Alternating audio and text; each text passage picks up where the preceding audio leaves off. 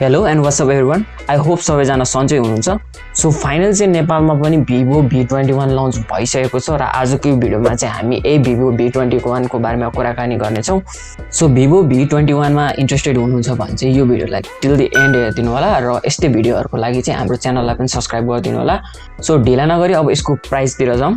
So Vivo V21 चाहिँ नेपालमा 50,000 मा लन्च भएको छ. यसको 8+128GB भेरिएन्टको लागि.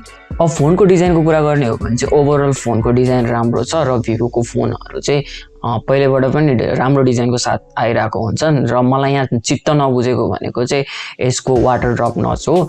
किनकि यो प्राइस सेगमेन्टमा र अहिलेको ट्रेन्ड हेर्ने हो भने पनि अब यसमा पञ्च होल डिस्प्ले दिएको भए चाहिँ अझै बेटर हुन्थ्यो र यो सेगमेन्टमा आइराको फोनहरुमा पनि हामीले अहिले मोस्टली चाहिँ क्यामेरा कटआउट यानी पञ्च होल डिस्प्ले देख्न पाइराको हुन्छौं र फोन चाहिँ अब स्लिम प्लस लाइट वेट पनि छ.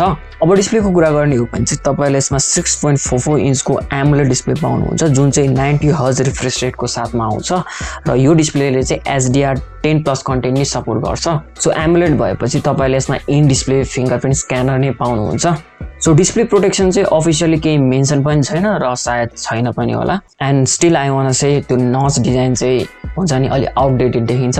सो पञ्च होल डिस्प्ले भएको भए चाहिँ मस्त हुन्थ्यो. अब यो फोनको मेन हाइलाइट यानी यसको क्यामेराको बारेमा कुराकानी गरौँ. सो यसको रियर साइड प्लस यसको फ्रन्टमा चाहिँ दुवैतिर चाहिँ हामीले एकदम मस्त OIS भएको क्यामेरा देख्न पाउँछौं जसले गर्दा चाहिँ अब तपाईले भिडियो या इमेज लिँदा पनि एकदम राम्रो स्टेबलाइजेसन पाउनुहुन्छ. यसको रियर साइडमा चाहिँ तपाईले ट्रिपल क्यामेरा सेटअप पाउनुहुन्छ. 64 मेगापिक्सलको चाहिँ प्राइमेरी सेन्सर जुन चाहिँ OIS को साथमा आउँछ र 8 मेगापिक्सलको अल्ट्रा वाइड र 2 मेगापिक्सलको चाहिँ म्याक्रो सेन्सर र त्यसैगरी फ्रन्ट क्यामेरा पनि तपाईको OIS को साथ आउँछ जुन चाहिँ 44 मेगापिक्सलको छ.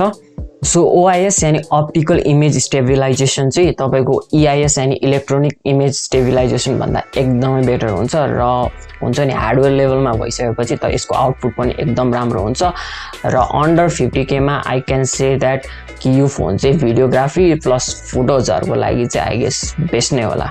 अब यसको प्रोसेसरको कुरा गर्ने हो भने चाहिँ तपाईले यसमा Dimensity 800U प्रोसेसर पाउनुहुन्छ. यो चाहिँ 7 नैनोमिटरमा बेस्ट प्रोसेसर हो र यसले चाहिँ 5G नै सपोर्ट गर्छ बट नेपालमा लन्च भएको भेरिएन्ट चाहिँ 4G भेरिएन्ट हो. अब यसको ब्याट्रीको कुरा गर्ने हो भने चाहिँ तपाईले यसमा 4000 mAh को ब्याट्री पाउनुहुन्छ विथ 33 वाट फास्ट चार्जिङ. 5000 भएको भए चाहिँ अझै बेटर हुन्थ्यो. 4000 मात्र छ व्हिच इज काइन्ड अफ कमै हो भनौं अहिले आएको फोनहरु हेर्ने हो भने त.